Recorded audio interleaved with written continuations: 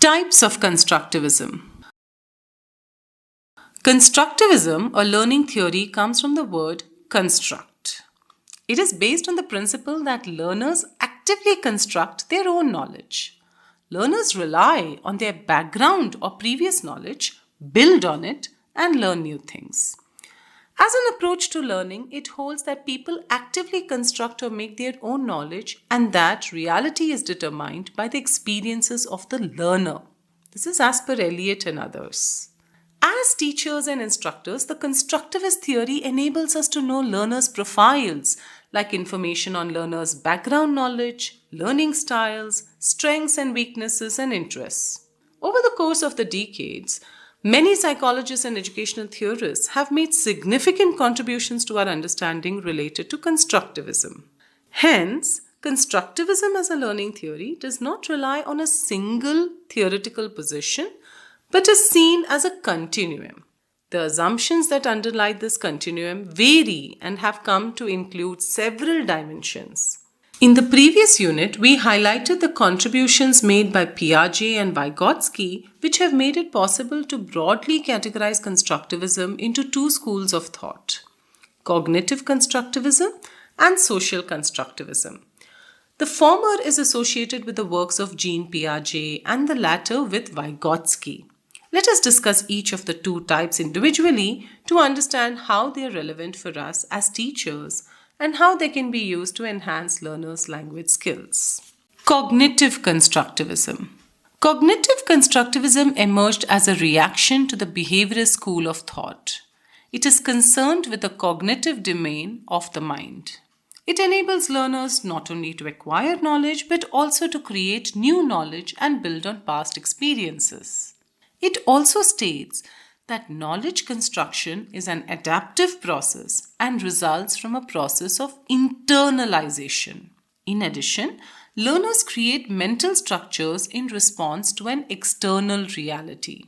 The principles of cognitive constructivism are rooted in the works of Jean Piaget, who also known as the father of child psychology.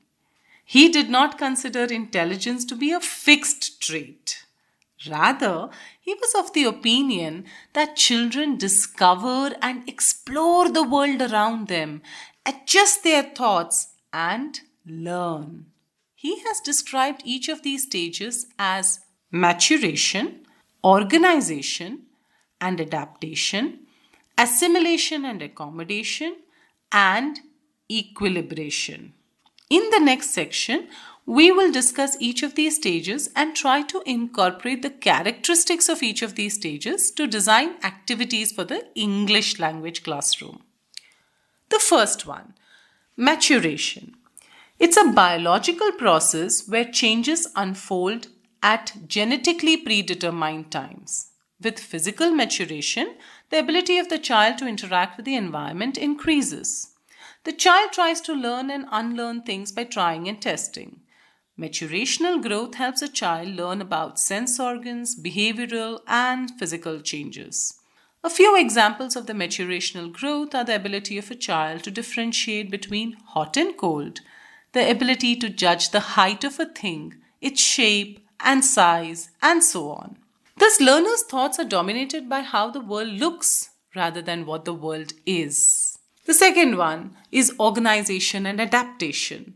Learners, with their understanding of the environment, start developing their logical ability. They keep learning, organizing, and adapting to situations. These situations are nothing but distinct structures of knowledge called schemas, which are organized and generalizable or universal set of concepts. It may be noted that schema is always subject to change because it gets enriched with more information. For example, the schema of food will include various information like taste, ingredients, cuisine, and the like. The web diagram below is a pictographic representation of the schema of various cuisines. This activity is an example in which learners fiddle with their schema of cuisines and organize their ideas of cuisine and adapt to the newly acquired knowledge. You can create it almost like a tabular structure of cuisines which are divided into 3 columns of Indian, Chinese, Italian, and then within Indian, talk about the North Indian chole bhature, brinjal bharta, South Indian idli sambar or vada, or the Chinese cuisines of chow mein, dumplings, wonton soup, hot pot, kung pao, chicken, Italian pizza, risotto, pasta, lasagne.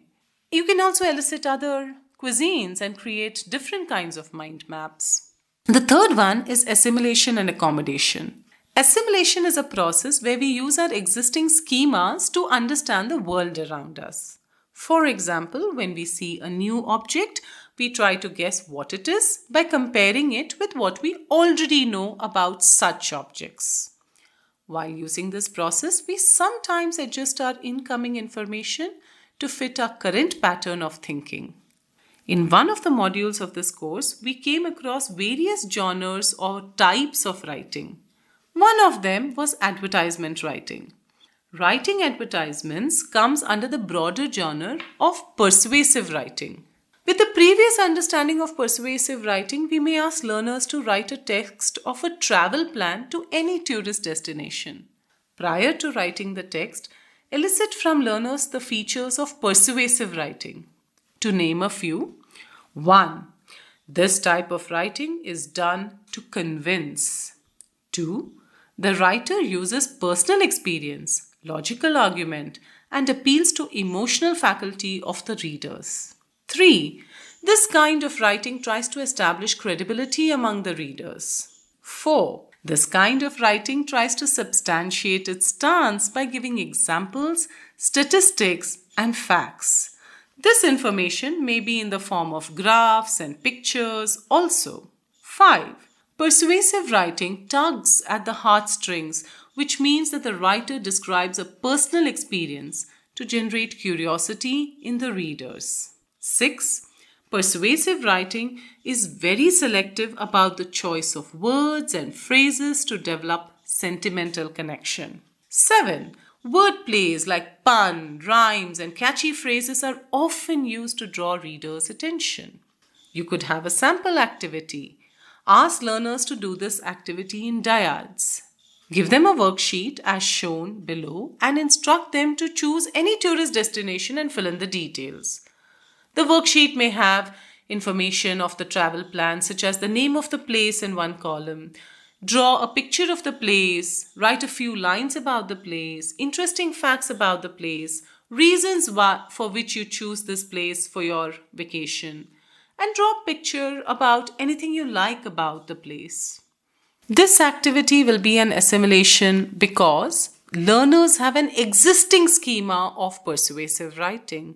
They perceive additional information about persuasive writing and adjust it into their existing schema. Accommodation refers to the process of changing schema to provide consistency with the external reality. Thus, the schema gets modified on account of new experiences. Consider the example of cuisines. We all know that chow mein is a Chinese dish. However, one may not be aware that chow mein has a variation liked by Americans too. Ask learners if they know the American dish inspired by chow mein. Learners get fascinated when teaching is accompanied by interesting facts and anecdotes. So, to make the class more active, we can narrate stories. To introduce learners with the American dish, narration of a legend's tale may be an interesting method. Let's take up an activity. Once upon a time, the Chinese ambassador Li Hyung-chang visited America.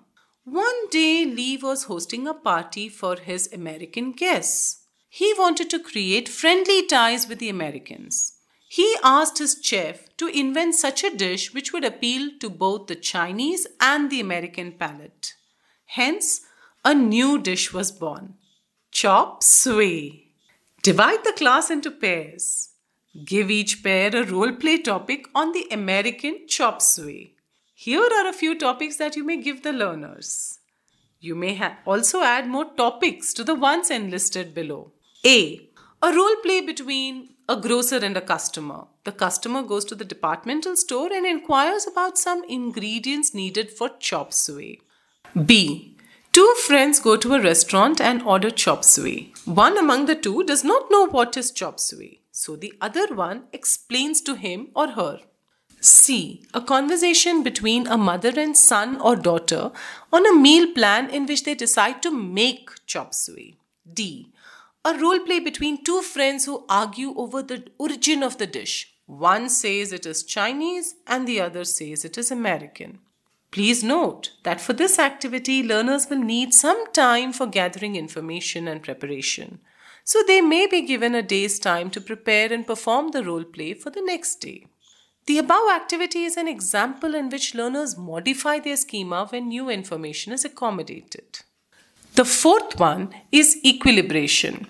Equilibration refers to a stage in the mind when there is both assimilation and accommodation that happens simultaneously.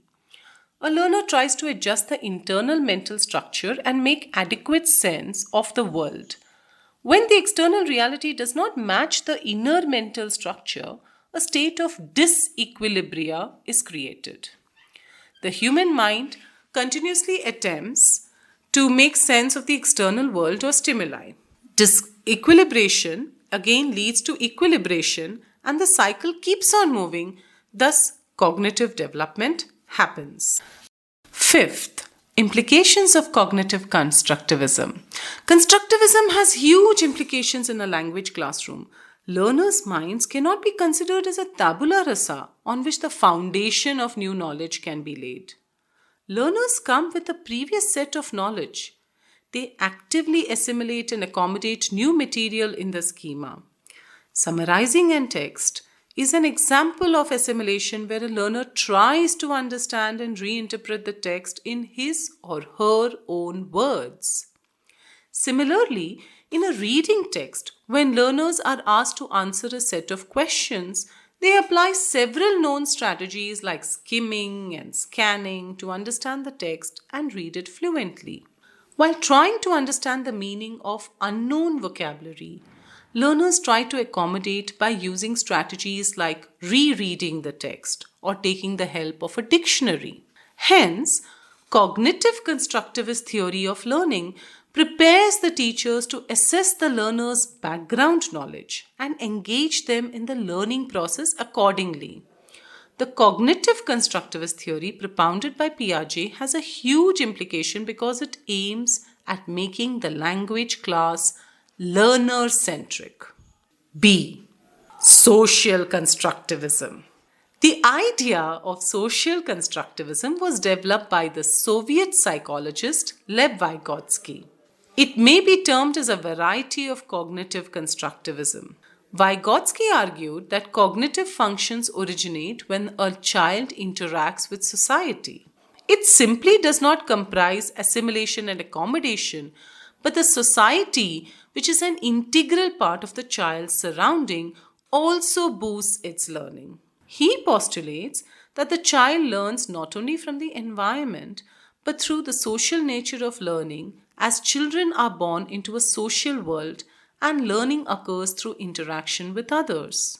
They do not learn independently in an environment.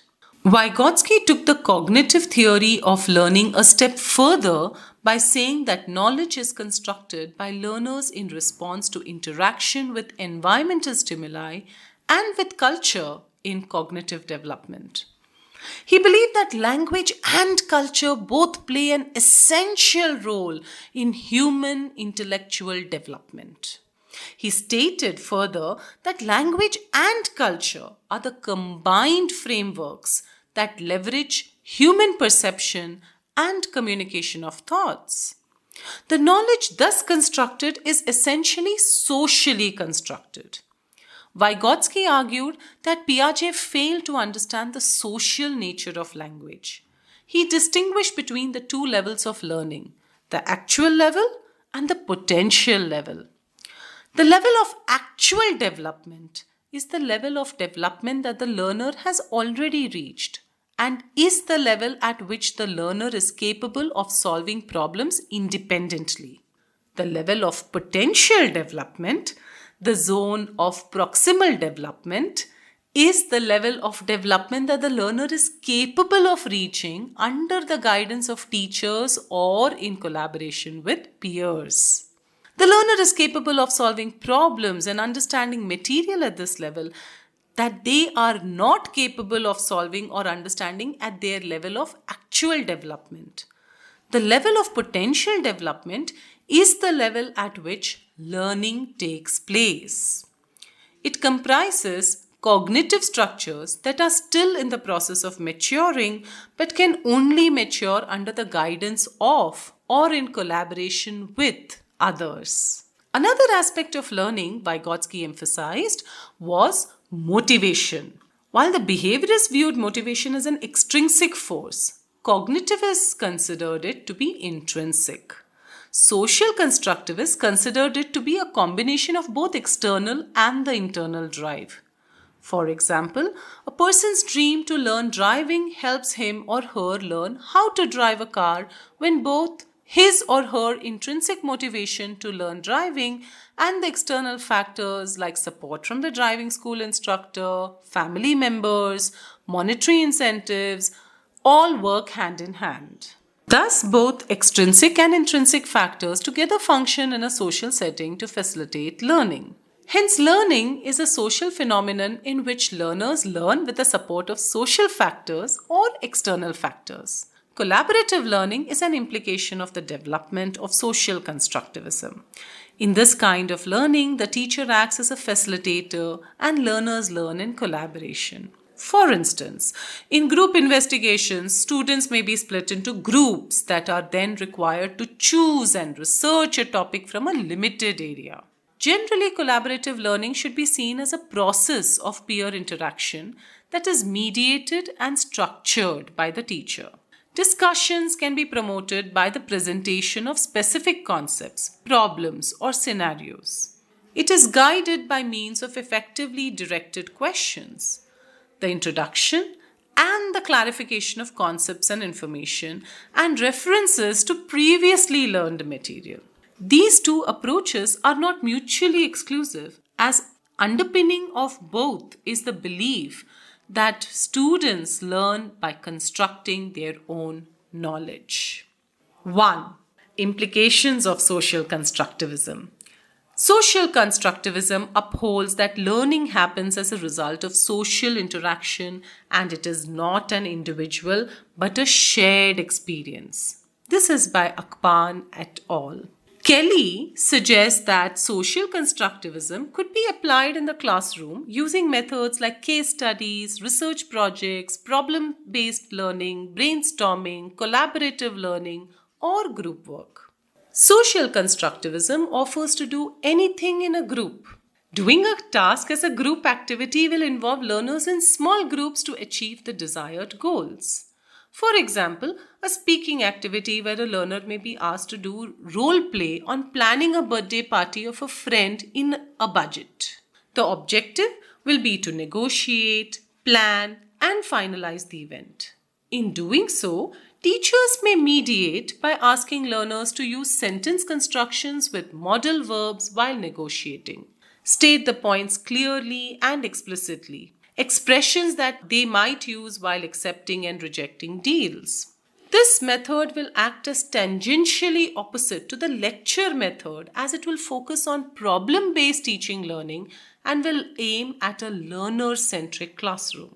In the light of the example given above, we can summarize the implications of social constructivism on teaching learning by saying that it will encourage active participation. Learners will become risk-takers. It will develop critical thinking and problem-solving skills. Team spirit and bonding for colleagues can be infused in learners. It will also trigger curiosity on part of the learners to do an activity-based task.